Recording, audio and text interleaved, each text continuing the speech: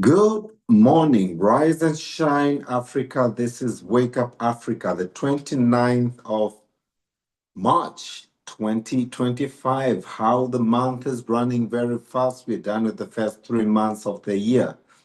I believe you will all agree with me. It's just been a fantastic start of the year. For those who have undergone any challenges at the start, just know for fact that it is just the start. It does not need to be the end. So we can make any changes whatsoever anytime we wish to do so.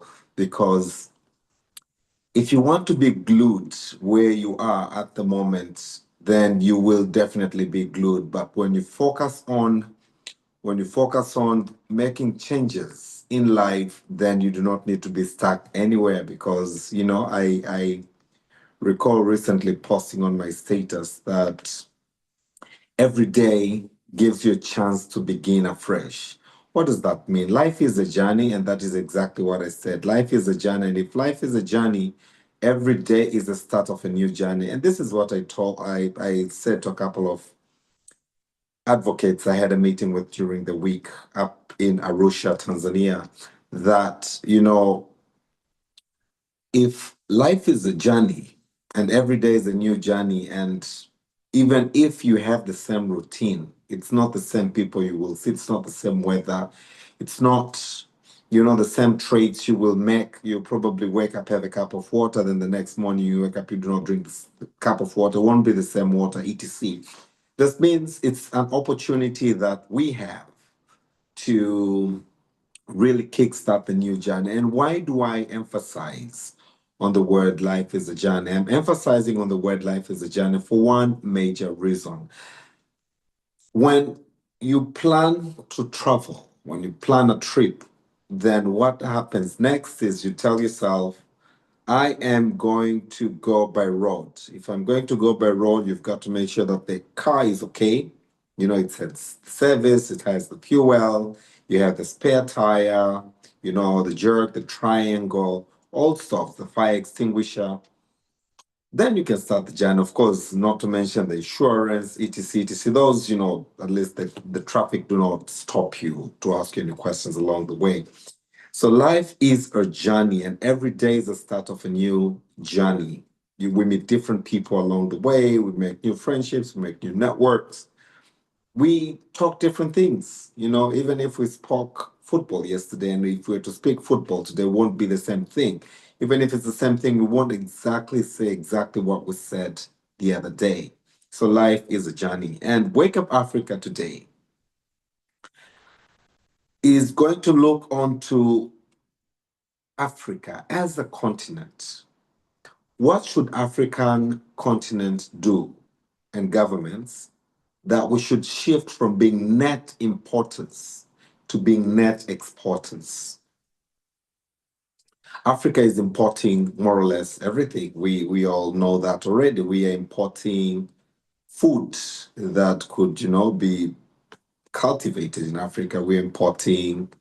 Um, we're importing almost everything. We're importing clothes, we're importing construction materials. And I was telling my friend as well, I was looking onto this topic that,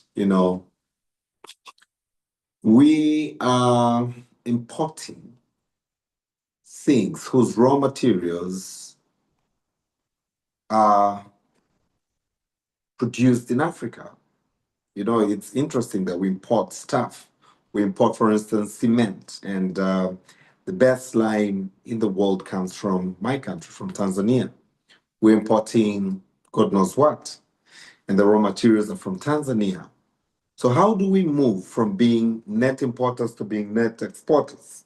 One of the lessons we had recently, again, this is an example that I really like to use, and apologies, my dear viewer of Wake Up Africa, that we import fertilizer, we import wheat from Russia and Ukraine, you know, the entire African continent. Surprise, surprise.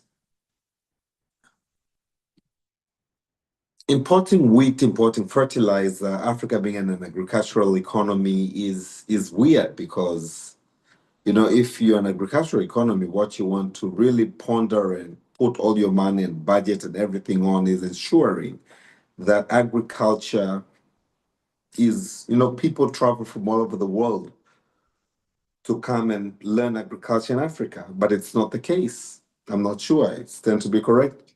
This is why we have Wake Up Africa. Now, African governments really need to reconsider what economies African states are. Are we agricultural governments? Are we mining governments? Are we touristic governments? Are we forest governments? What is Africa? This is Wake Up Africa, and Wake Up Africa today wants to ponder with you, my dear viewer of Wake Up Africa, that, you know, I was talking to a friend of mine the other day, saying if we are truly an agricultural economy, then why don't we even have proper, universities that train managers in agriculture? We don't. Like, for instance, in Tanzania, where over 60, 70% of its workforce is in agriculture, we only have one university, the Sokoine University of Agriculture. And likely so, they produce agronomists, but agronomists are not managers. No, they're not farm managers. And if you want to successfully do agriculture in Tanzania, you have to hire a manager from outside Tanzania. I have had an opportunity to visit one of the farms up in the northern Tanzania. They're cultivating macadamia. Very successful farm, very successful approach. The manager, unfortunately, or fortunately, or unfortunately, is British guy who I think was born or grew up in Zimbabwe. And now he's managing the farm in Tanzania and he's doing fantastic. He's doing very well. And I've had several other cases where, large farms in Tanzania have to hire managers from outside Tanzania for them to really do the second year, the third year, and the fourth year. And I know the same is elsewhere. I know of a successful livestock keeper from Tanzania in Botswana. Very successful. I recall when the late president of Tanzania, Mkapa, Benjamin William Mkapa, God rest his soul in peace, visited Botswana and he told this guy, come to Tanzania and do what you do here. So we heard of that story. So what must African governments do so that we really transform from being net importers to being net exporters? We are looking onto that for the next couple of 1 hour, 2 hours. While many African countries are net importers of especially agricultural products, some are transitioning to net exporters, particularly in specific commodities like fertilizers and certain food items. Yes, so I want to mention, not to speak of, but to mention one of the Moroccan fertilizer company that has invested heavily in Tanzania, OCP. They're doing pretty well. They are not only investing in the production of fertilizer, but they're also distributing the fertilizer, and they're distributing not only in Tanzania, but across the region. I stand to be corrected. I think they've captured and covered the East African. And this is Morocco, Africa, in Tanzania, Africa, in East Africa, Africa. So this is good. So some are already transitioning to being net exporters, particularly in particular products such as fertilizers and certain food items. Of course, we import commodities, food items from within Africa. We export rice to some East African countries. We'll get to you about this a bit more later, with potential for further growth in intra-African trade. Okay, so how do we then? This is a simple study I did. How do we do then to ensure that we become net exporters of commodities, products, goods and services here in Africa? Number one, looking onto specific products. Let me start by, as I said, fertilizer. Africa's fertilizer exports, $8.9 billion, outpaced its import, which is 3.7. So we import 3.7 billion, we export 8.9 billion. This is awesome. Which is 2.4 times, and this was in 2021. But with 15 African countries being net exporters, Morocco, I did mention, Egypt are major fertilizer exporters, accounting to 70% of Africa's total fertilizer export. Kudos. Morocco and Egypt. So they're distributing within the region and outside. We are importing, this is very good, $3.7 billion worth of fertilizer, and we are exporting $8.9 billion worth of fertilizer. This is fantastic. And I'm planning to, God willing, visit Egypt one of these days soon. I hope I'll be able to run Wake Up Africa from there.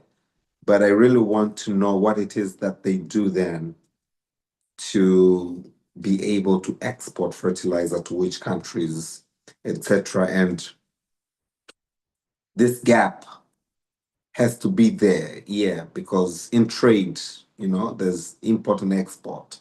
When you talk about balance of trade, you've got to look onto import and export. I was wondering, why don't we cover this gap? Why don't we, become zero importers? But again, that won't be trade. I want to think so.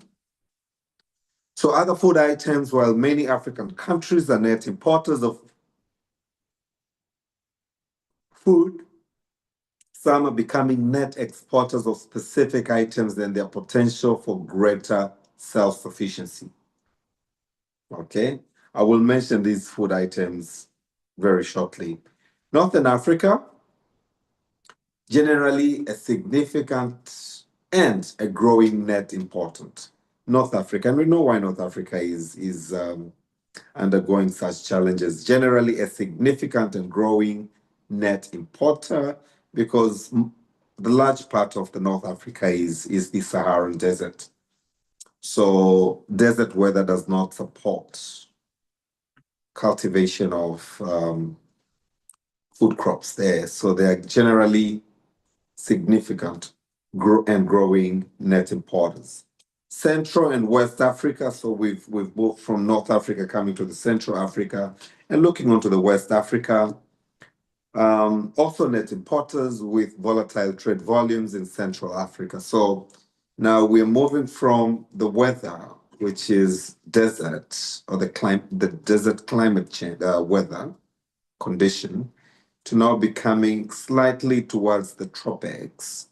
And there's a volatility of trade volumes in Central Africa, But looking on to the Southern Africa, close to parity between import and export. So as we go lower, we are slightly getting onto, what we import close to being equal to what we export. Then homeland East Africa, we export largely, although it's been declining in recent years. And this is what we're discussing today. It's been declining in recent years. Okay. Now, we have ratified the African Continental Free Trade Agreement here, and I think 53 out of 54 African states have ratified, looking onto the intra-African trade. Okay. And last week we had dedicated the program looking onto the regional blocks and how can the regional blocks enhance trade in Africa. We looked onto the factors. Fantastic program, it's fantastic contribution I had from colleagues from Uganda, from Rwanda, from Burundi. And there's a potential for increased trade within the continent, intra-Africa. Some regional economic communities, the RECs, are showing higher levels of intra-REC exports. Now when countries come together, that means they muscle up together, and they're able now to have, I like this, intra-REC exports, intra-regional economic communities export, like the SADC and the EAC. So when we want to attack, lack of better word, when we want to attack, let's say, a European market from EAC, then we bring all our goods together, like tea, coffee. We've been doing that with an auction happening in Mombasa, and we export as one. So the RECs are doing significantly well. Now, what are some of the challenges we face in the process? Production capacity, it's insane. Most agricultural economies are grain-fed agriculture. And just to mention, from where I'm broadcasting, Dar es Salaam, Tanzania, it's a beautiful weather. I think it's been pouring all night. It's been raining all night. It's just beautiful. So the farmers are, they're celebrating the rains, but we're not farming in Dar es Salaam. It's a capital city. It's the commercial city. And but we're net, we tend to have the largest market for agricultural products. So we are also celebrating that we'll have food. Now, production capacity, Africa faces challenges in satisfying growing domestic demands with limited local production capacity, especially for certain products like cereals, fats, and oils. And these are the top on the lists of the items we import in Tanzania, in Africa. Cereals, fats, and oils. So the challenges in satisfying growing domestic demands with limited local production capacity. We do not have a lot of production of cereals. As I said, we import fats, although one of the initiatives of the government of Tanzania, and kudos to the president, to the Ministry of Agriculture, is then the decision to grow oils in Tanzania, food oil. This is a very good move. Dependency on imports. Africa's dependence on global markets for certain products like oil seeds is increasing.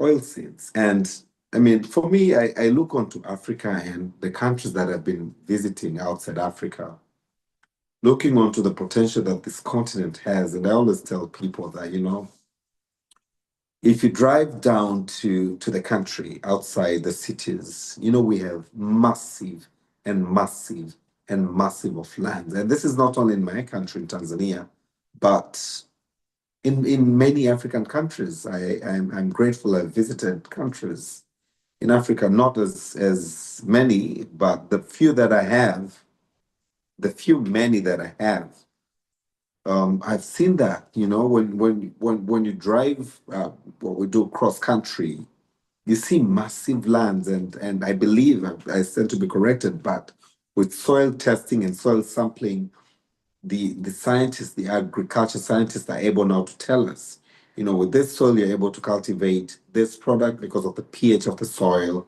you're able to cultivate this kind of products. So why don't we then invest heavily on those grounds? But again, we have dependence on, or we have the trade barriers within Africa. High levels of internal and external trade barriers hinder Africa's agricultural trade despite the continent's vast potential in the sector. Trade barriers. This is why the government's now sat and said, the regs, but going beyond the regs, the Africa continental. So trade barriers amongst ourselves, and here, allow me to quote, not, I would not specifically say what Mwalimu Julius Kambarage Nyerere, the founder of Tanzania, specifically said on this quotation, but he said, countries that depend on taxes to run the economies are, lack of a better word, I can't recall, as I said, but they're poor economies, we can't think of this massive land transforming them into agricultural lands for commerce, for export. Now, looking onto intra-African trade, again, to becoming net exporters, what are some of the opportunities we have other than the regs? We have the domestic supply booms. But before I look onto the domestic supply booms, I spoke, I think, 2 weeks ago on Wake Up Africa on regional value chains. If Morocco and Egypt are able to supply fertilizer, we're able to, because they're in the northern part of the north, and Egypt depends mostly on the Nile for its irrigation. They're doing fantastic. I really, I'm in Egypt very soon. I can't put a date, but I think sometimes in May. Oh, I have 2 African countries to visit in May, as well as Burundi, but planning, yeah, should work.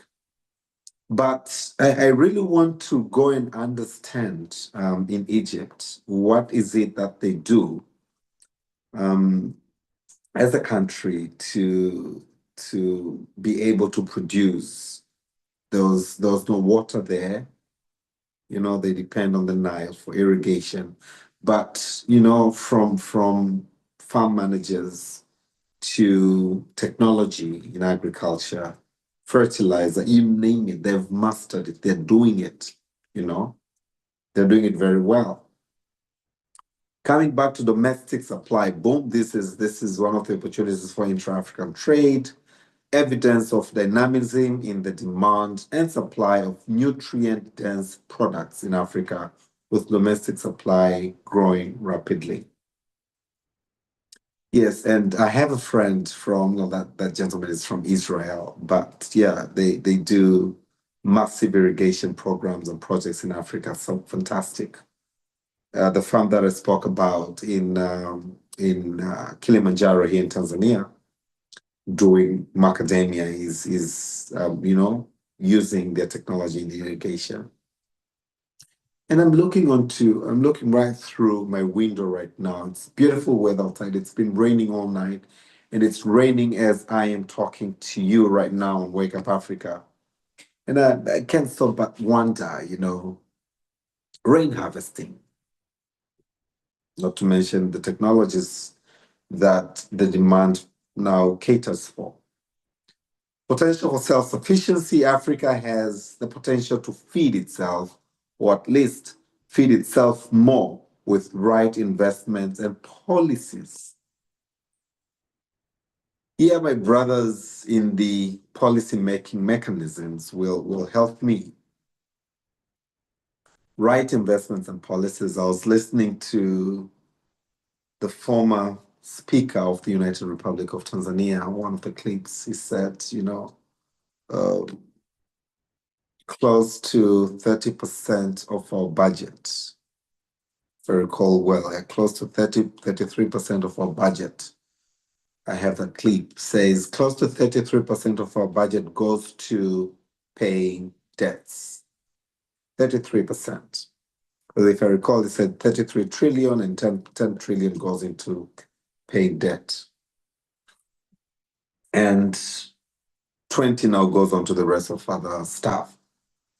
And I kept wondering that,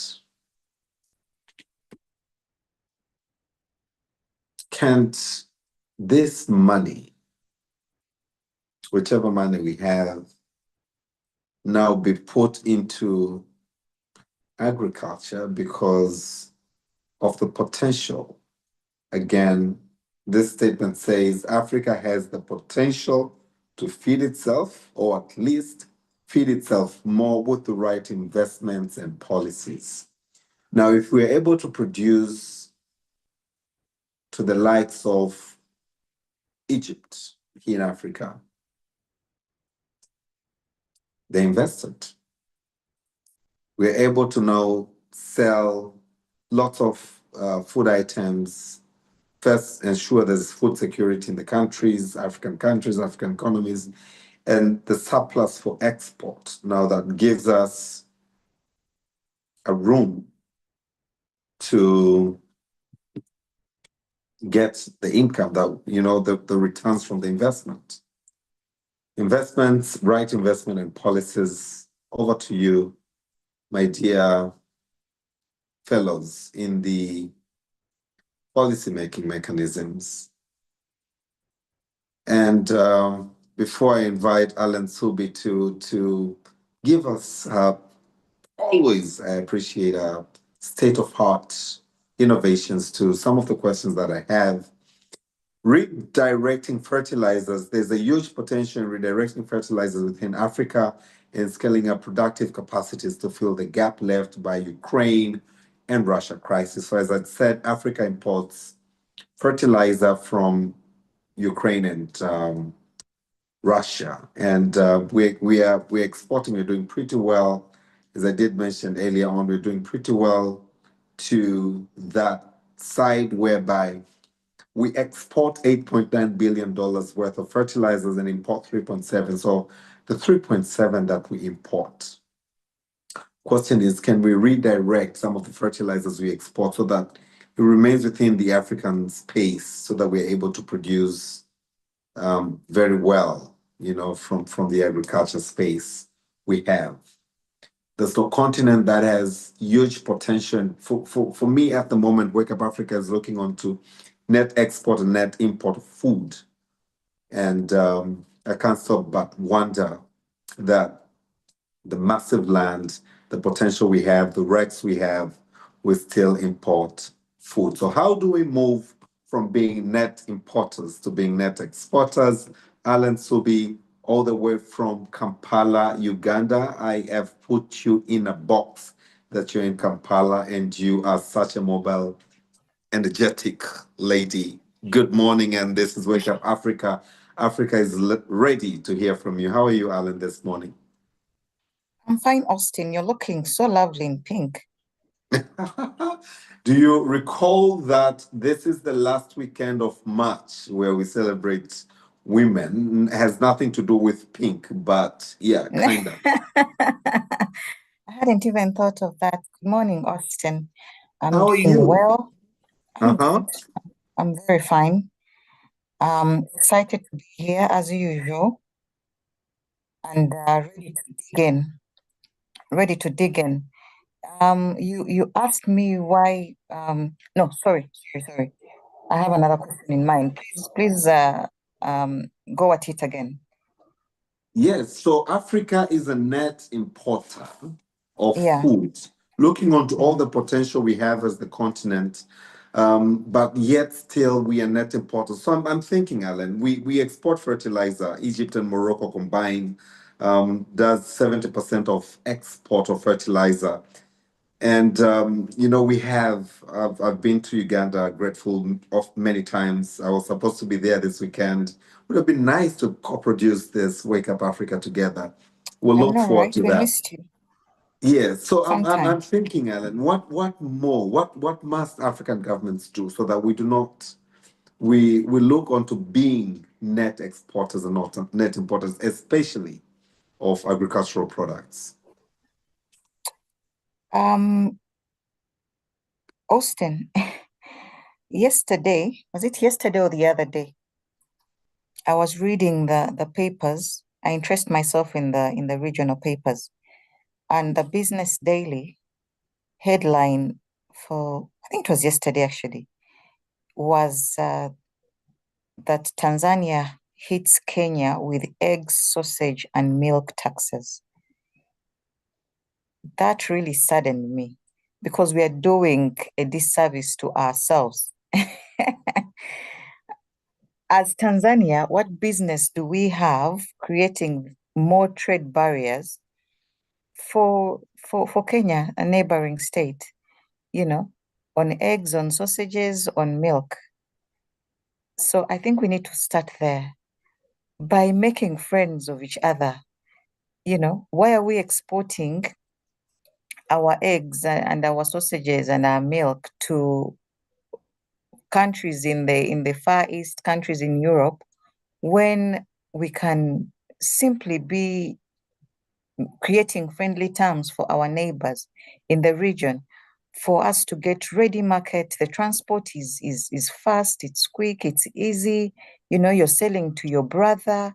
You can discuss friendly terms really in Kiswahili, in a language that we both understand. You understand? So, that this broke my heart. So I think, Austin, we need to start here. And of course, the other thing, and we've talked about this before, is the internal campaigns for countries. And I mentioned that for us in Uganda, we went big on Bubu. We went big on Bubu years ago, and I feel bad that it has now been silenced a bit. Okay, there's too much noise everywhere that the Bubu campaign has been silenced, but it should be top priority for us every year to revamp this campaign, to make it fresh, because the more we revamp it and give it visibility, the more Ugandans appreciate the need to buy Uganda. For example, I know that I, for one, when I go to a supermarket and the children are picking ketchup, I tell them we're not even taking ketchup, we're taking tomato sauce because that's what we make here. First of all, it's cheaper. I feel that the tomatoes, you can test them. You can test the tomatoes. They're real. So I tell them, you know what, guys, to hell with ketchup, we are buying tomato sauce. That's what we consume at home. So such campaigns done, quarterly, annually, they keep it top of mind for us to be constantly looking out for our home products. But as we do the revamping to these campaigns, I think it's also important for manufacturers, for founders, for business owners in our local market to also be revamping the quality of their products. Because I can assure you that much as I am the decision maker in my household, and I will say no to some products, there are some that I cannot defend. For example, I will not be using toilet paper made here at home. The quality is bad. So while I will defend tomato sauce because of the tomatoes and whatnot, and even then, I know that it will not last long. Its shelf life is not so good. So I opt for it because I know the children are going to consume it in a couple of days and it will be gone. But for toilet paper, we need to think about ways to up the quality of our products, and also still on value addition to our products. If we can make toilet paper here, that means we can make serviettes. That means we can make good quality paper, and books. There's so much more that we can do. When we decide to cut down a tree, let's explore the products that we can get out of the tree that we have cut. And then also, of course, there's also that campaign that we need to give more visibility. You cut one tree, you plant 5, you plant 10, okay, so that we keep having the raw materials to make value out of. Right now, I don't know about Tanzania, but in Uganda, we are still importing toothpicks. And the Ugandan toothpicks have a transparent plastic container. They're really fake. They don't look good. So for someone that goes for visual appeal, you won't pick them. You'll pick others that are also in a plastic but more fancy colored um, packaging. So, but when you look at the plastic we make here, the color we make here because we make colored jerry cans, colored basins, buckets, and whatnot.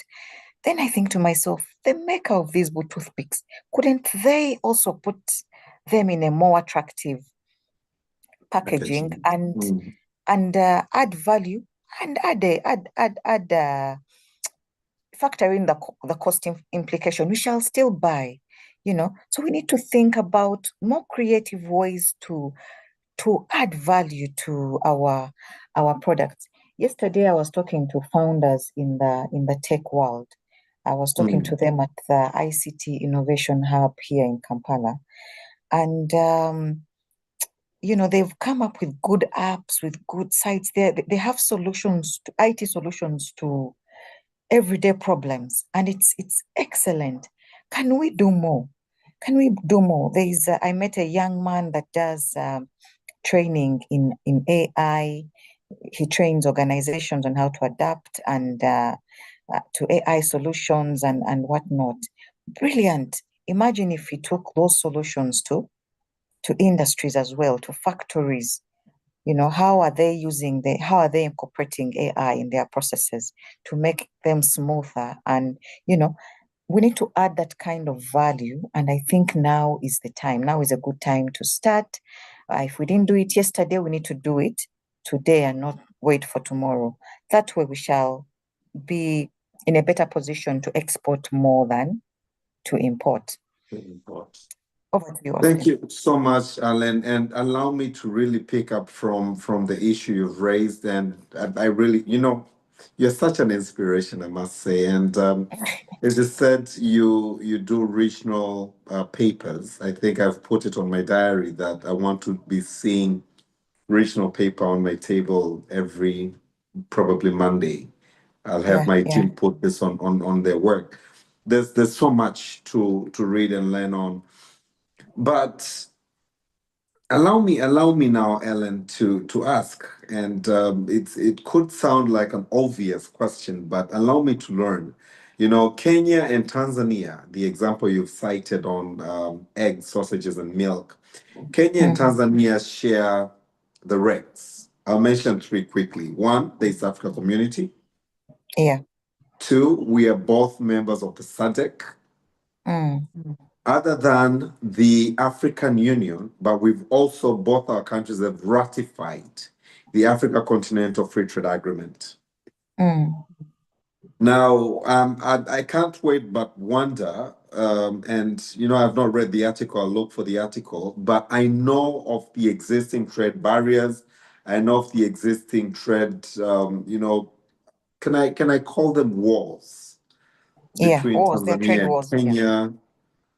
I wouldn't really wish to use the word war, but there's an antagonism between our two countries. Mm, One is advanced, one is growing rapidly, one is trying to stop. But again, the point that you've raised in this aspect is the fact that we all speak the same language. yeah. That the fact that we are brothers. It's next door.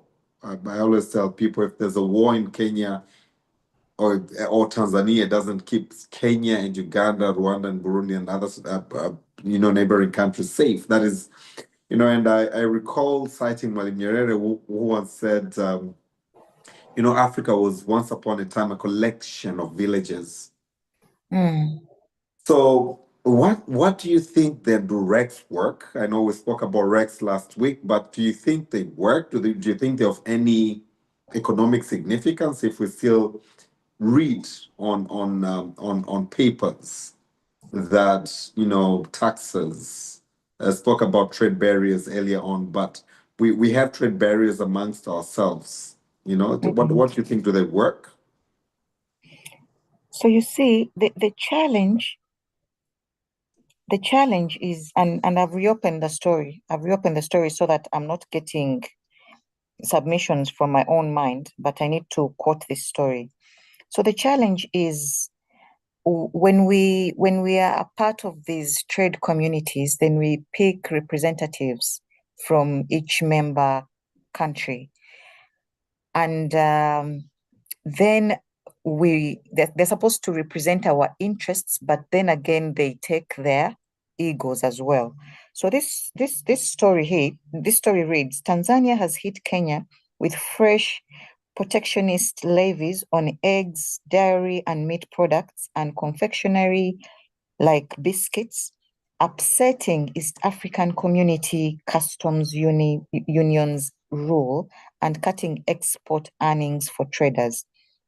We go against the rules that we have set. We front our egos. We put our country's interests first. Yeah. So you know that together you have come up with rules that protect the trade environment. But then to protect your own interests, you go ahead and upset the same rules you've set. So I think it's a game of egos. And I hope that other member countries can call Tanzania to order in this regard. If there's a similar thing happening between Uganda and Kenya, God forbid, in the future, I hope that still member countries can convene and denounce whatever it is. I think because that's the role of these communities that we sign up for. So I really hope that they can convene and come up with a solution to this. Yeah. You've raised a very pertinent issue, Alan, and this is the topic, and I hope you'll be available next week because I really want us to discuss next week on Wake Up Africa on how we can interest the young and energetic blood and people into leadership, into decision-making roles.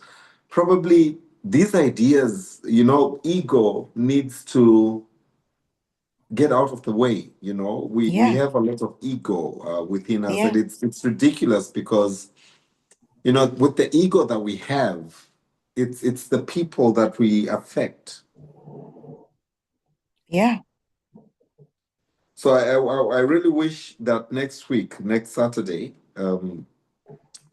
that we discuss this, that what do we do to ensure that young people, new blood, fresh blood, new minds, fresh minds get into leadership, into positions. We have elections in Tanzania this year. You have general election in Uganda this year. Yeah. I do not know. We're going to still see same people left, right, and center. We have an adage that says you is it an adage or a quotation that says you can't have new ideas seated in the same surroundings that created those challenges, so you cannot have fresh minds to resolve those issues. And I'm thinking, it's probably one person's decision that trade barriers, increase the tariffs on these and these items. And you raise a key issue, Austin. Sometimes even in the workspace, where I work, because I work with so many young people, I'm called madam, I'm called auntie. They refer to me as an ancestor, really. They look at me as quite old. Shame on them. So shame on them. Say that loud.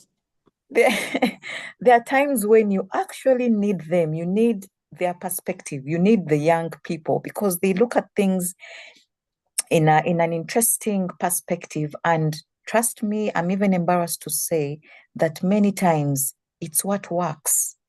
Our ideas are outdated, that you need a fresh look on things, and it's what works. A young person will suggest something that you think is outrageous, but present it to a client, they will say, excellent. When it hits the market, it's what, the consumers love. So you're right, even with when it comes to the topic we're discussing today, you'll be surprised by what the young minds can implement, the changes they can bring on board, and how well they can work. And speaking of egos, ego is an old minds thing. It's us, the older generation, that really value what we think, what people think of me. If my idea is implemented, I'll grow wings. For young people are free spirited, that they are willing to table things. They put their emotions aside.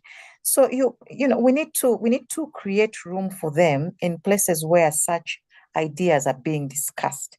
If we are going to move forward, if we're going to create more value to our raw materials, we need to embrace the young minds. And I'll give an example. And I've spoken about it today. When you come to Kampala, maybe we can visit this place. For years, we have exported coffee beans. Uganda has been exporting coffee beans and importing Nescafe and other refined coffee products. We export the beans, other countries make value out of them, then we import. When we are exporting the beans, it's very low value. The farmer in the market is getting in the farm is getting peanuts, and then we're having to export Nescafe and pick it up from the supermarket at maybe 10 times the amount, more than 10 times actually. So Nelson Tugume, a young man, he should be in his late 30s or early 40s, but even the team around him, young people in their 30s, in their 20s, they've put up a factory using state funds, of course, but the government has trusted them to put up a factory. It's actually a coffee village. It's huge. And they're now buying coffee from the farmers and adding value to it here. So they're not only putting on the market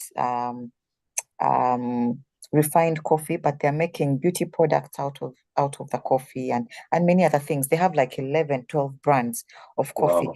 So imagine if this could be done to everything else we're importing, to mangoes, to pineapples. We have the sweetest pineapples in the world.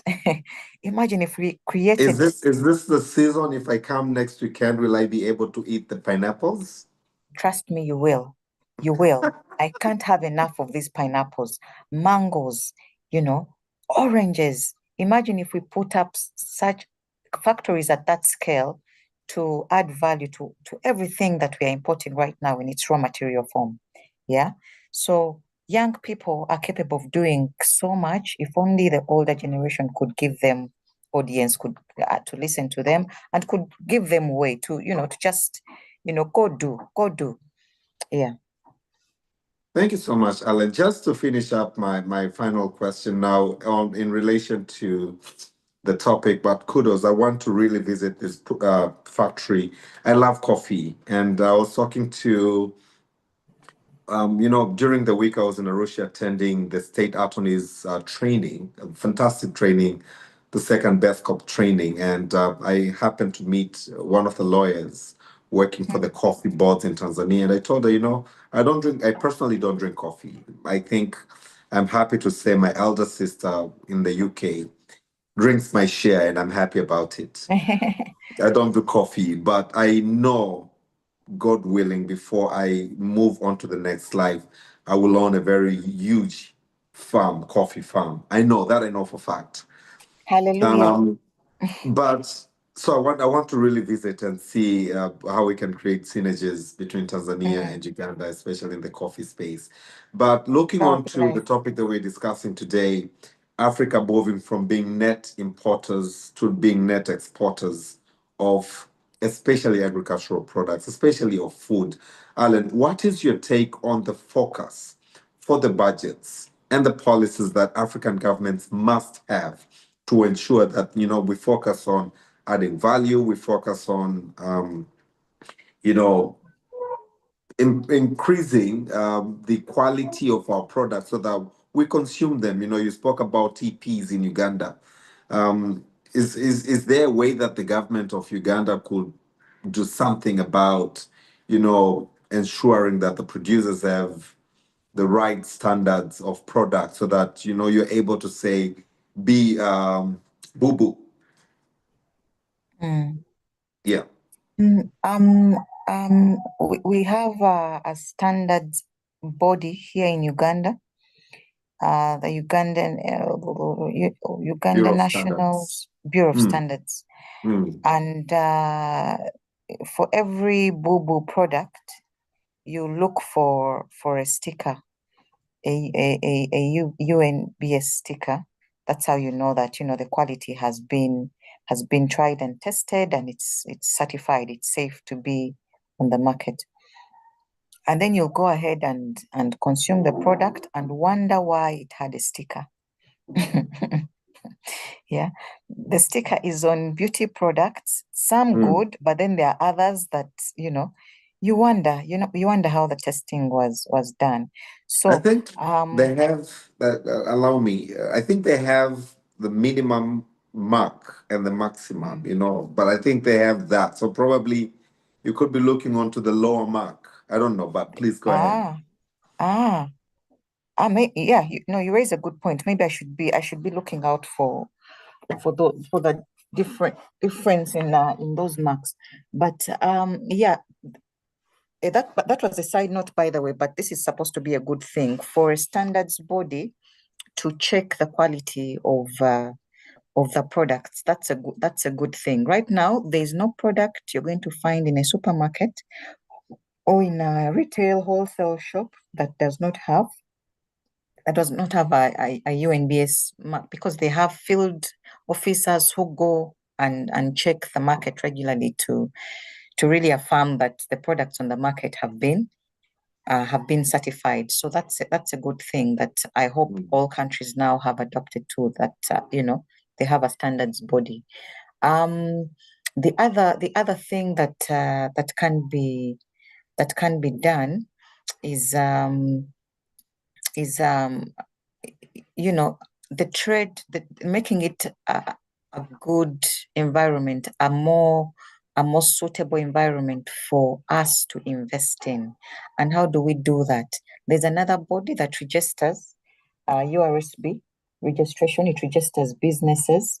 Right now, there's so much you cannot do as a business if you're not registered by URSB. So even founders, owners of startup businesses, local entrepreneurs have to register their businesses with URSB, and URSB then offers support to businesses that are registered. I think that's a good thing that we are doing here back home. Another measure is now, because much as URSB is doing what it's meant to do, registering businesses, then we've had a discussion on how many of these businesses are still alive 3 years into registration. Is URSB able to track that? Because there are so many other reasons why businesses are not surviving. They're not living to their even 5th birthdays. So then the government should be interested in looking at that, and there should be a budget attached to that. What are the factors that entrepreneurs deem as friendly for their businesses to thrive? Things to do with taxes, because while URSB is doing what it's supposed to do, then we are hit by URA. URA expecting the most out of young businesses. Yeah, so these government parastatals need to be working together to enable a thriving environment for us to be able to create value to our products and to be able to export them. That's the end goal. URA should stop looking at just revenue collection and hitting their targets. What they're doing is choking young businesses, choking local businesses, while foreign businesses thrive. Last year, MTN was hit by a 1 trillion shilling tax. And I know that there are some stakeholder engagements that happened. There was a back and forth, and finally, MTN and URA were able to get a middle ground, and I think MTN paid. Had it been a small business, a small local business, that business would have been put out of the market, and maybe the entrepreneur even arrested. Of course, it couldn't have been that much, but if MTN is able to contest 1 trillion, your small business, you Austin, can be hit by 1 million shillings and it still can't survive. And there are no avenues for you to, sit on a round table and discuss, your business affairs and maybe ask for a holiday or something. There are no friendly terms, and we need to put this in place. We need to put in place ways that protect us when it comes to price, that make us more competitive with the foreign products when it comes to price, because I know that as entrepreneurs, there's so much that entrepreneurs go through to be able to put a product out on the market. Now, if I'm putting my tomato sauce on the market, it needs to compete favorably with Heinz ketchup. Yeah. So those price those price barriers need to be discussed as well, so that we can compete favorably and be an option that Ugandans can choose, any day, as opposed to, because if I'm putting my tomato sauce on the market and it's 5,000, and then Heinz, the foreign product, is 6,000, then people will say the difference is too small. Let me just pick the foreign, better testing tomato sauce.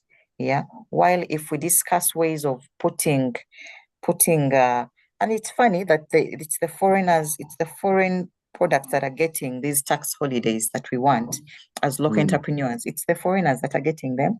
Then at the supermarket, we fail to compete favorably. So, Austin, I think those measures need to be put in place for us to make it a more friendly environment for our local players to also thrive.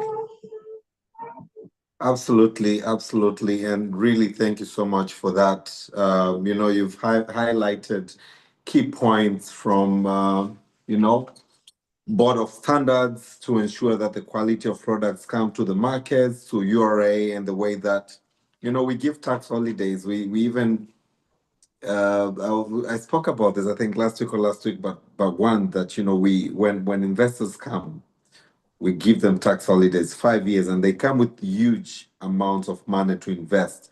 But when a local wants to invest, from the moment they register with, the registration, business registration boards or authorities, they are required to start paying some certain kind of fees. So I think the policies have to really look onto this. So thank you so much, Alan. And as Africa, through Wake Up Africa, is listening to you, what would then be your parting remarks? Now, before you tell us your parting remarks, Ellen, tell us on a lighter note, what is happening in Uganda? What has been happening in Uganda? We'd love to learn, and I really can't wait to be in Uganda soon, Alan. You know that I'm coming. So what's happening there? Yeah. You've mentioned that it's raining in Tanzania. So even here, the rains have started, and it's raining maybe three times a day. But the Wow. weather here is beautiful. It rains, then moments later it's shining. After an hour, it rains again. You know, so it's beautiful. But on a sad note, of course, sometimes the rains are so bad, and we've had floods here in Uganda. We've been called the floating city in Kampala because there are people failing us here, and there are people building in places where they shouldn't be building, in wetlands. And also, the flooding has happened last week and this week. Then we've had a tornado in Kalangala, the island. And I had never experienced, okay, not that I experienced, but I was seeing it on the news, and I was thinking, oh, we thought these things were foreign. We thought they were very far from us. But yeah, it happened in Kalangala, and about 10 people lost their lives. So on a sad note. But today we are not looking forward to seeing the moon, because we don't want it to be tomorrow. We want it to be on Monday. So we're looking forward to seeing it for it to appear on Sunday, so we can have a Monday Eid. That's something that we're all praying for, especially us, the Christians. And we're also looking forward to April, which is going to be Easter. For now, Lent is ongoing, Ramadan is ongoing. On a personal note, we did the date announcements for Kampala's biggest auto show. It's happening July 12th and 13th. And Thursday, there was the date announcement. So we broke ground on social media, and we trended Thursday evening. So yeah, that's what's happening in Kampala right now. I want to mark my calendar. Please do. I want to mark my calendar, and I am doing that as I'm talking to you right now. So the auto Yeah, show is July on 12th and 13th. auto show. Yeah, Africa, this is one event in Uganda you really want to be there.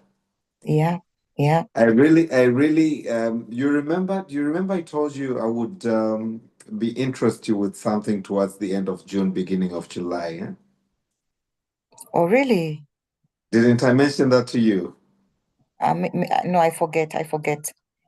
You forget. So are you okay when your colleagues in the office call you whatever names they call you, or they wanted to raise a confrontation? No. Yeah, please All go right, ahead. I will talk to you offline. I will connect with you Yes. offline. But thank you so much, Alan. And what would your parting remark be on this very last day, last Saturday of the month? And yes, I will. The moon will be sighted tomorrow, Sunday, so that Monday. Do you only have Monday for a holiday, or you do Monday and Tuesday? No, only Monday. That's why it's Only important that we Monday. have Okay. it. So we do in Tanzania. We do Monday and Tuesday. Wow. Yeah, so it's a long week. It's likely going to be a long weekend for us. But what would your parting remarks be, Alan? My parting remarks would be to encourage our founders, business entrepreneurs, owners of startup businesses to just keep going. First of all, to applaud them for the good work that they're doing across Africa. Well done. You know, it takes a lot to start a business, to be able to either um, skip the employment phase, and take the bold move to start a business. So I applaud them. So now the encouragement is for us to keep revisiting our quality, to keep improving on it, and then also be a part of platforms and associations where the issues we are discussing today are being discussed on a daily basis. How to make the environment more friendly for us to play, for us to thrive, for our businesses to last long, and to leave a legacy for our children and grandchildren. That's where we should be going. So it's not enough for us to start a business, but let's be in spaces. Let's make our voices heard. Only then will the governments take us seriously and consider us when, when the budget allocation exercise is happening. So yeah, let's keep at it. And as we come to the end of March, I really want to remind you, Alan, that I truly celebrate you and all the women in the world. You are fantastic creation. Thank you so much for, bringing the warmth that the world needed. Thank you so much, Austin. And I thank you so wish you much for well. having Have a me. Have fantastic a lovely weekend. weekend. And You too. stay on the line. During the week, I will be communicating as to when I'll be landing. Yeah, sure, Probably my sure. We'll next be call will waiting. be Ellen. I've just boarded. Great, great. Pass Looking my forward. Thank regards you to so our much, Austin. friends.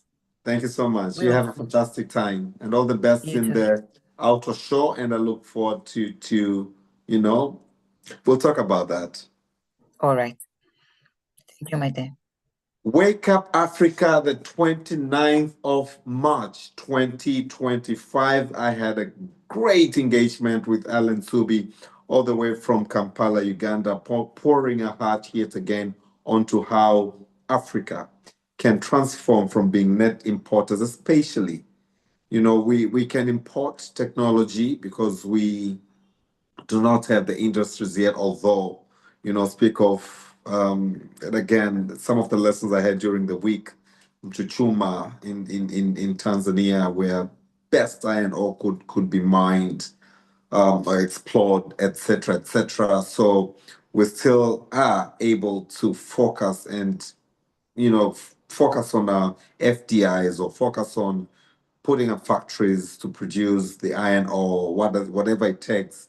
But again, net importers of food to be net exporters of agricultural products. And I'm delighted that my brother, personal brother, and dear friend, Elliot, all the way from Burundi, is online. Elliot, good morning and welcome to Wake Up Africa.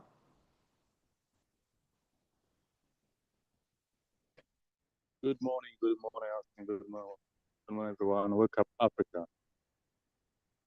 How is Burundi, Elliot? It's raining in Tanzania, it's raining in Uganda, it's been pouring all night. I love rains. I would stay indoors the whole day, but what Wake Up Africa has to move on. How is it raining in Burundi? No. It's warm. No raining at this time. Today, it's warm. Yeah. Oh, We have fantastic, fantastic. yes, These differences in yes. weather, in languages and cultures are what put the world, make the world a very beautiful place. Elliot, you are an advocate. Elliot, Yes. Yes, I you're am. a lawyer Yes, I am. by and in practice, and I really want to pick it from you, Elliot, that Africa, and when I say Africa, it includes your country and my country and Alan's country and Patricia Dede's country and Mr. Talk's country, 54 states, African states. By far and large, we are net importers, especially of agricultural produce or products.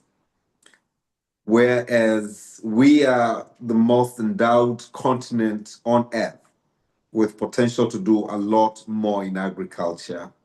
What do you think governments must do to make sure that we transform from being net importers to being net exporters?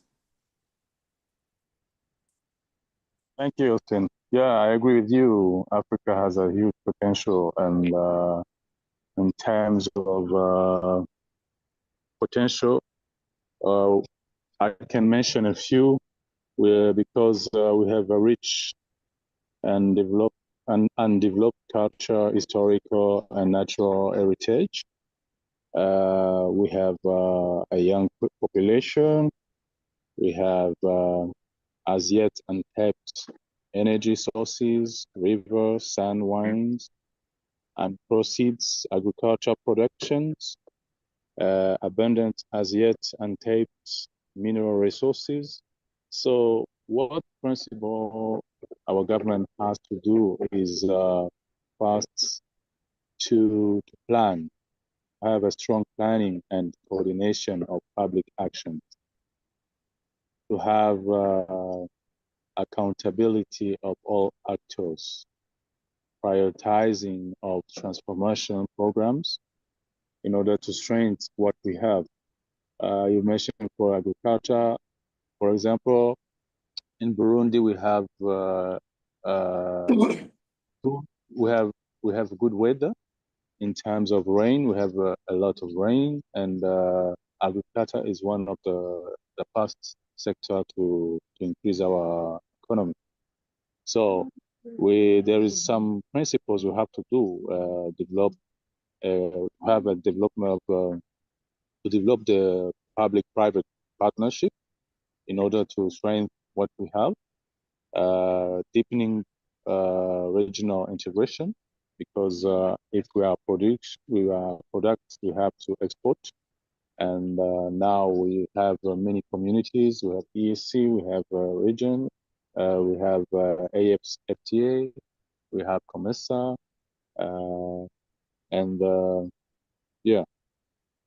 So our government have to make sure that to have an efficient, transparent, and rigorous management of public finances, stability of the macroeconomic framework, decisions based on evidence and reliable statistics, political decisions respecting the principles of subsidiarity, equal opportunities for all when it comes to development opportunities, and also international cooperation aligned with the national priorities.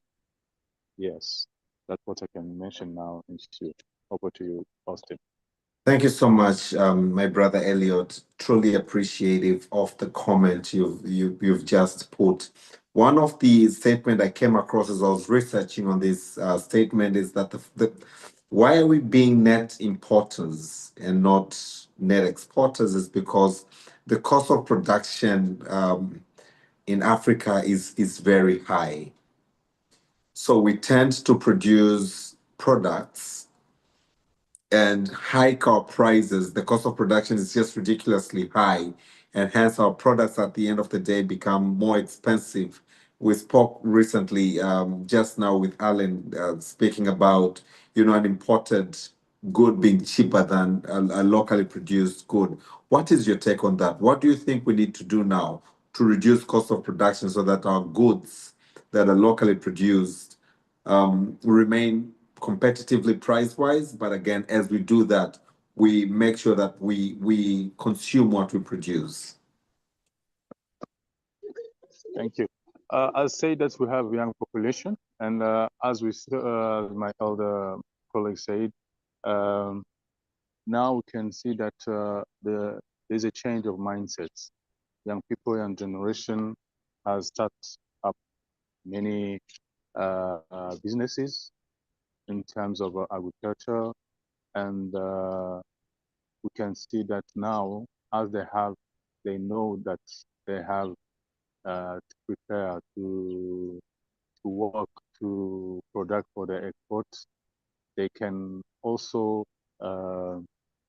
produce some products, local products, which can be consumed at the national level and also for exportation at the international level. So that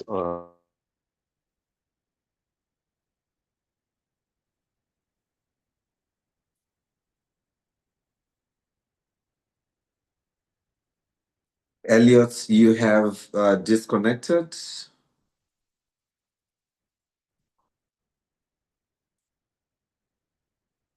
Elliot, we cannot hear you, and allow me now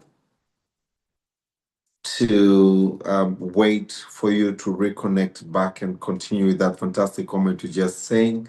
And again, as I said, some of the challenges that we face in Africa to being net exporters include production capacity. So we are not able to meet global demands. So markets open up. We heard of the AGOA. We know of how India has opened up to, for instance, giving an example of my country, Tanzania, to avocados.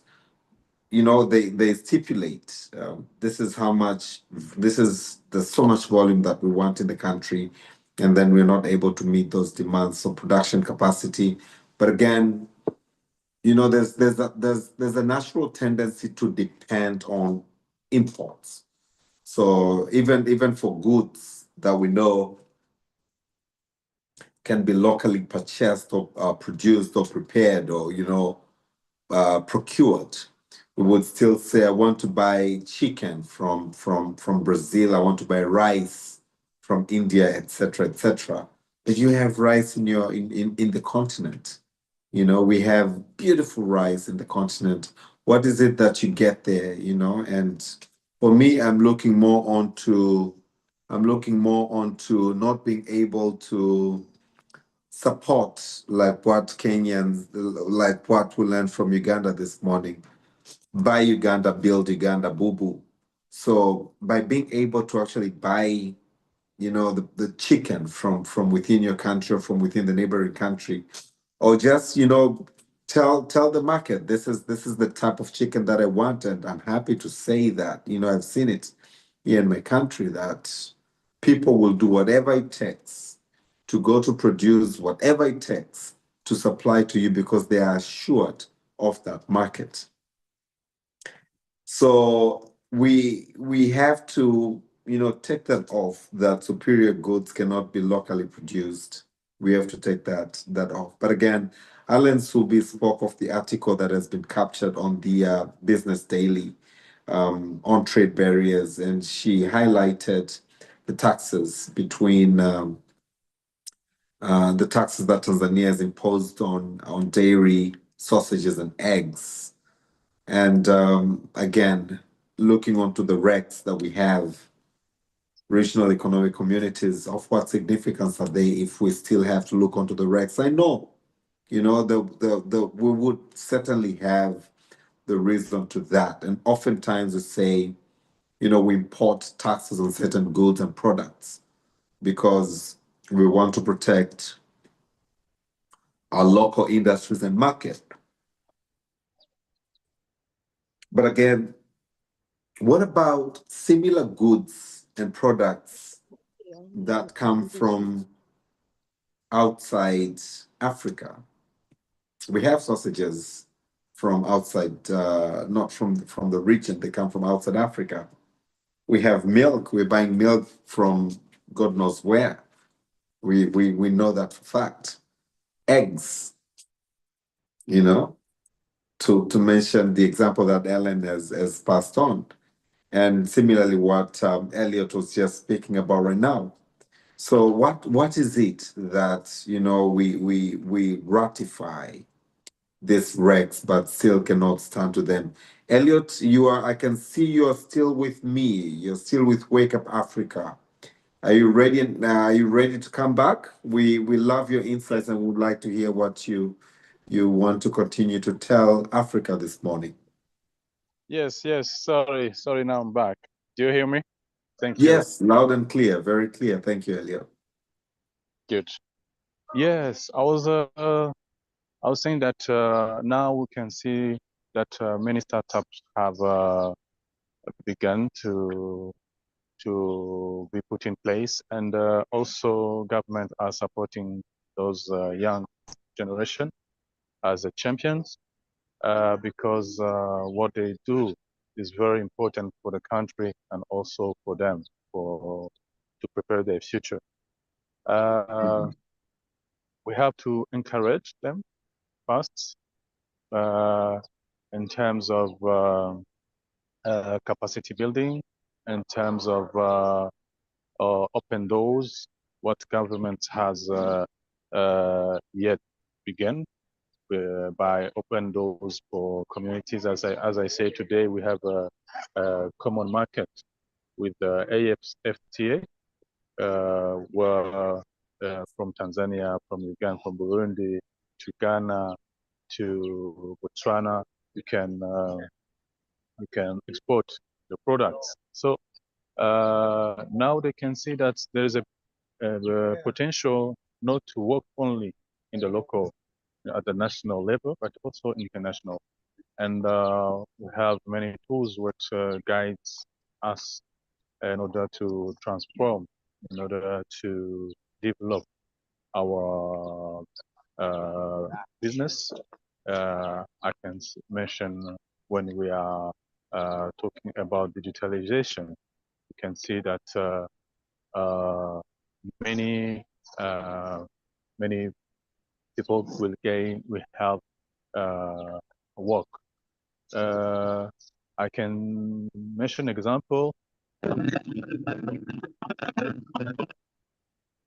Somewhere for asking for services, the institution, and when I was research for information, when I went to the they told me, okay, you can apply online, then we will give you an answer in 24 hours.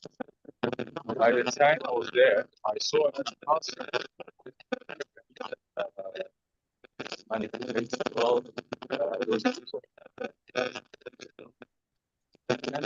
Elliot, your sound is coming and going again. Hello? You're disappearing. Your sound is coming and going. So please, if you don't mind, just a few words that you said at the end, if you could repeat that.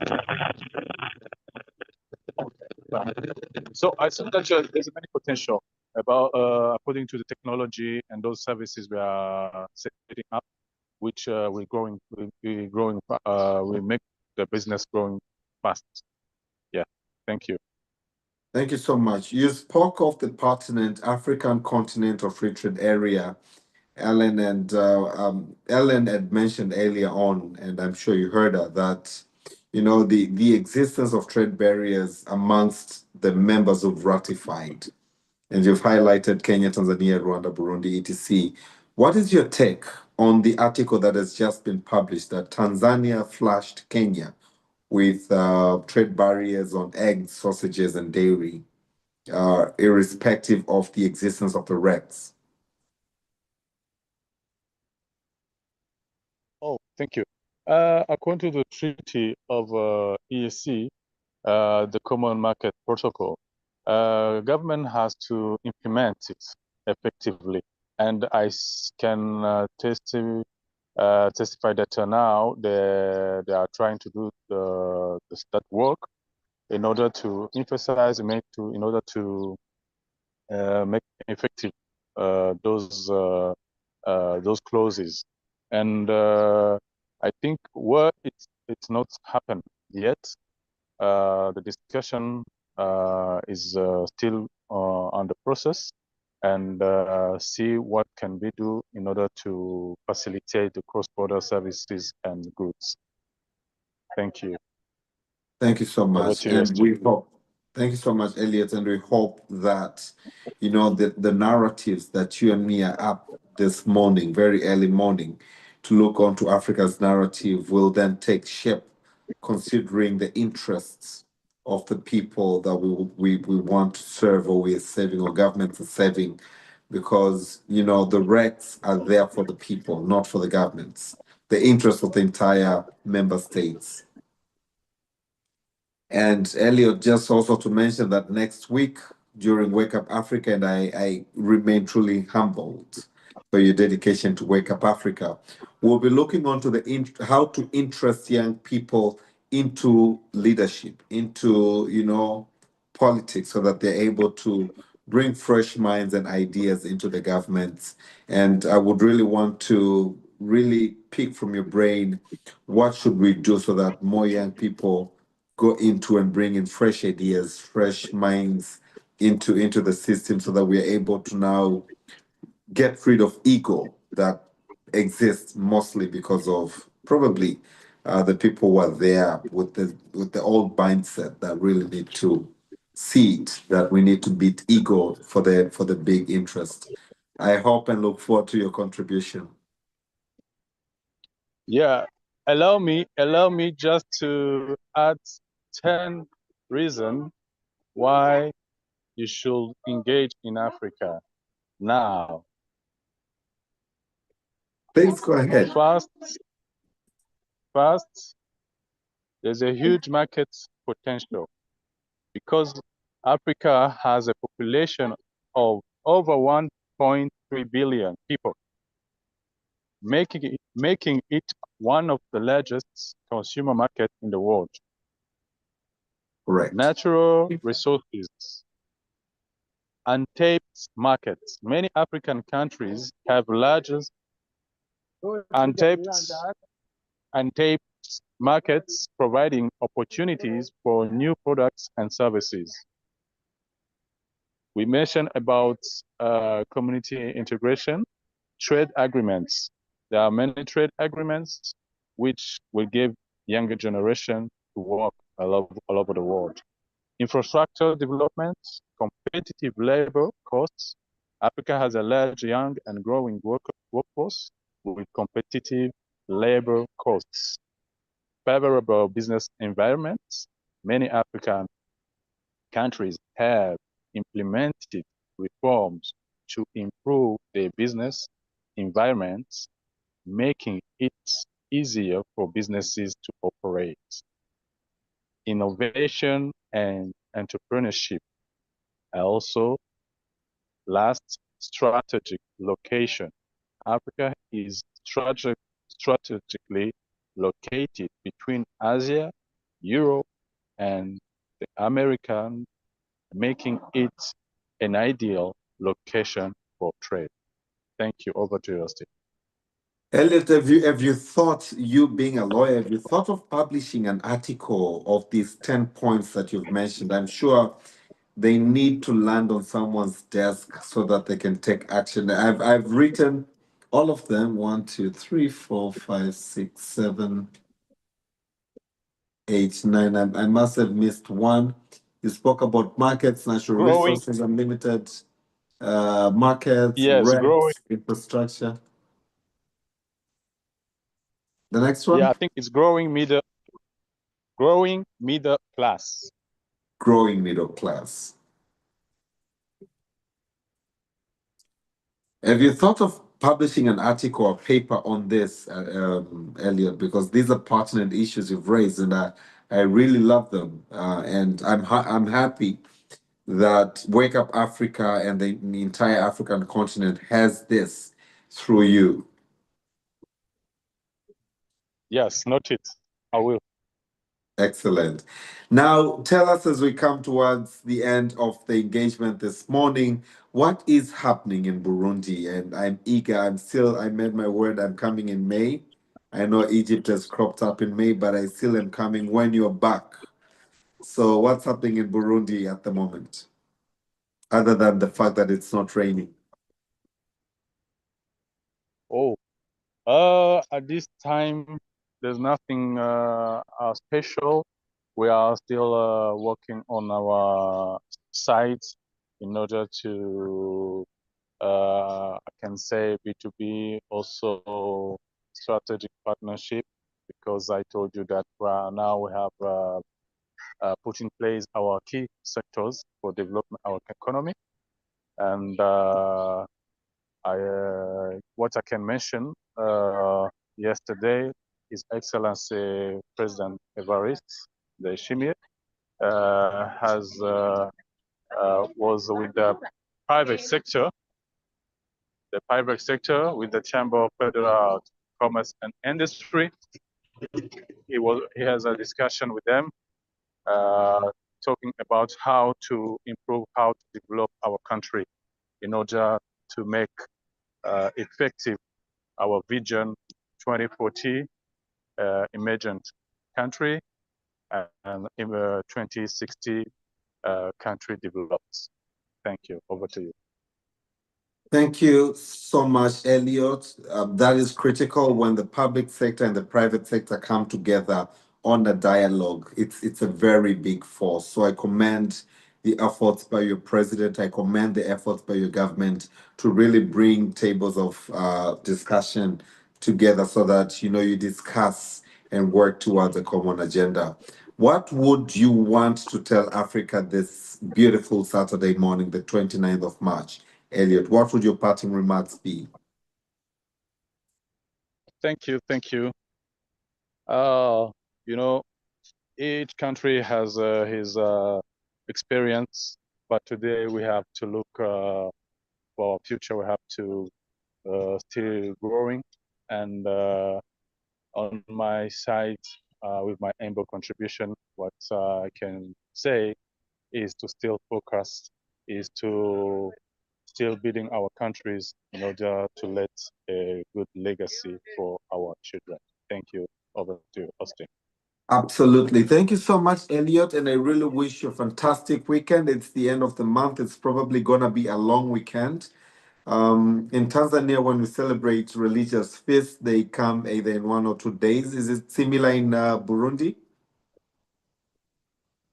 No, in Burundi, it will be one day on Monday. Yes. Okay. One day. So I wish you a happy long weekend. Yes.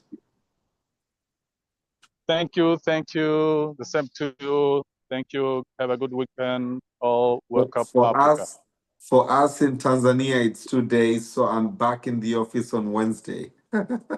Oh, okay, I see. Okay. Have a wonderful long weekend. I look forward to. I've been away for some time, so I really am looking forward to spending time with the family, the kids especially. I was attending some training for state attorneys, fantastic training in Tanzania. So I'm back now, and I just want to, give the kids their time. True. All right, so please be set for the topic next week where we're going to look onto how you and me and Wake Up Africa in general can really steer up the minds of young people to get into leadership. What would it take for the young people to be the next leaders so that they can bring up new ideas? You spoke about innovation, you spoke about entrepreneurship. Can we do entrepreneurship in the public sector so that they bring that entrepreneurial mindset into the system so that people think of, advancing economies, people think of new ideas that can propel Africa and Africa's economies forward.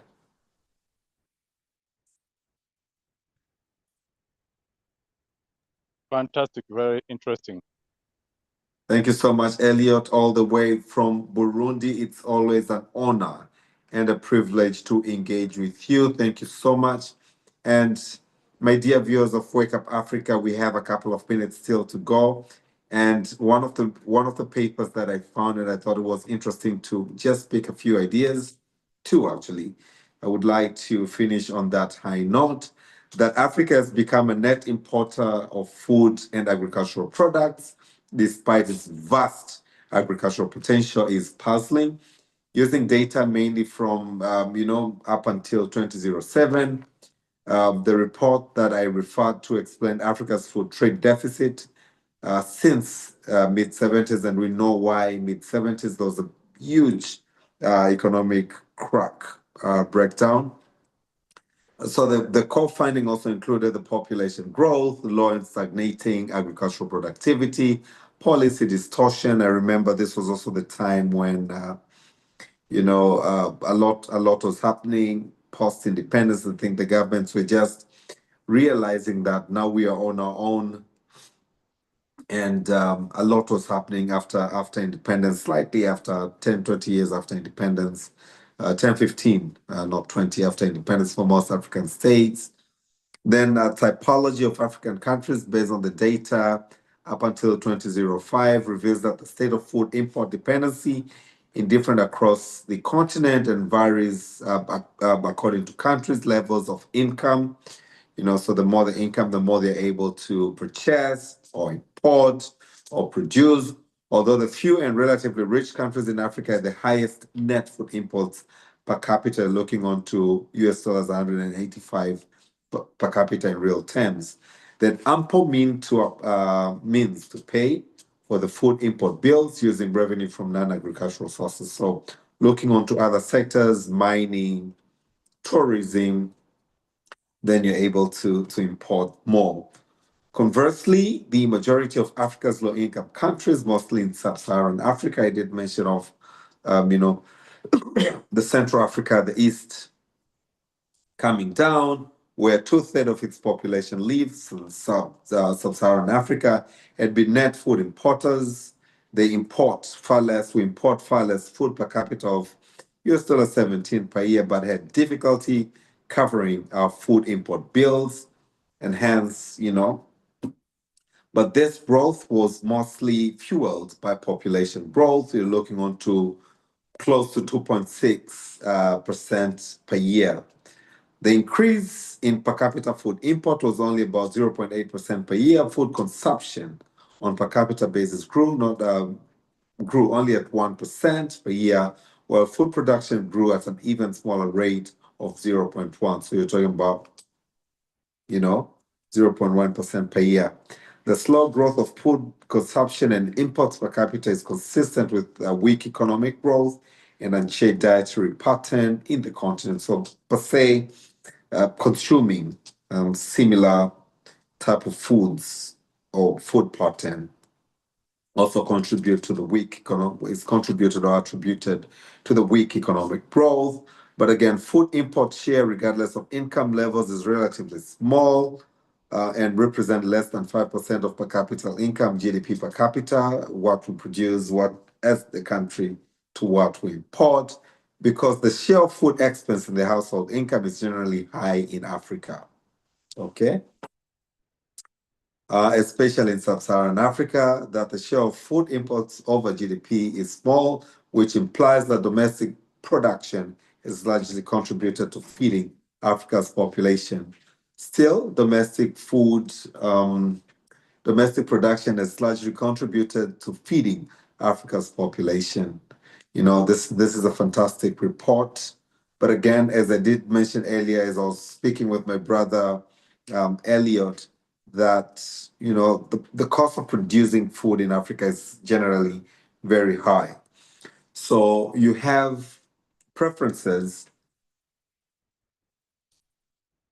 to buy imported food products rather than, your so for instance, if a kilo of rice from Brazil sells at $1 and rice in your country sells at $2, and if I buy rice, I can also buy veggies, etc. So you would want to go onto a good quality yet cheaper, not necessarily from your country's best quality, but because you are also very, cost conscious market, the entire African continent, we tend to do that. Now the governments, the policymakers need to look onto how cost of production can be reduced so that our products can be more competitive, so that purchase power of consumers can be increased, so that we're able to buy Africa, build Africa, Baba, borrowing from Bubu of buy Uganda, build Uganda.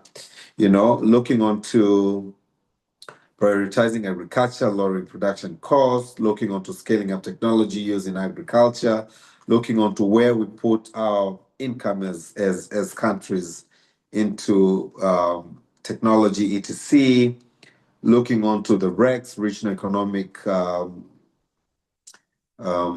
communities, and how they can foster economic growth, but again looking onto producing more and adding more value to our produce, so that we export finished products or semi-processed products, but again we're able to bring into the markets goods that value has also been added or has also been improved. Looking onto, Alan earlier spoke about packaging, for instance. We have one of the world's finest honey, but look onto the honey packaging. Look onto the way we package our cashews. Look onto the way we package our coffees and teas. By simply looking onto the product, you can tell this is such a good product, good quality product from just the packaging. The same applies in vice versa, and so forth and so on. So we have the potential as the continent to transform from being net importers to being net exporters only if we truly determine deep in our hearts and minds that we really want to become net exporters. Morocco and Egypt, as I said earlier, have managed to export fertilizer. What about other products? If they've been able to do that, we can also borrow from some of the policies that they've put in place to actually be able now to support to become net exporters. And I'm happy, as I read this at the beginning of the program, that 70% of Africa's export fertilizer comes from Morocco and Egypt, whereby the difference, the trade balance between our export and import in fertilizer is $8.9 billion and $3.7 billion. And just as I was thinking, why then can we not cover the gap?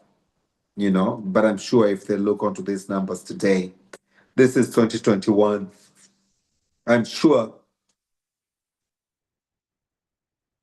these numbers today are slightly different because OCP from Morocco has put up grounds in Tanzania, and I know they're doing quite well in East Africa. So the decision comes from the heart, the trade barriers, the infrastructure. My brother Elliot speak of the 10 factors. I'm happy to really, as I close the show, mention them again.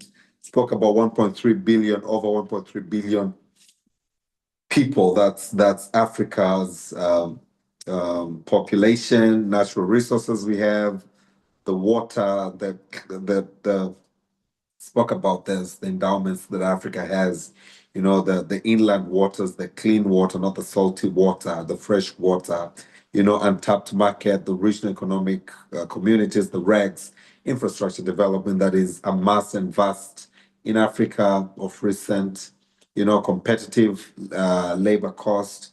We have the youngest population. We're the youngest population continent, so the cost of labor is low.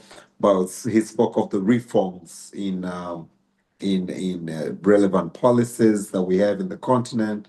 But he also spoke about innovation as well as entrepreneurship, that, a mass in Africa. But again, he spoke about it. I really truly appreciate the fact that Africa is strategically located between Europe, the US on the other side, Australia on the other side, Asia, all that. So we are strategically located. We're like at the center of the world.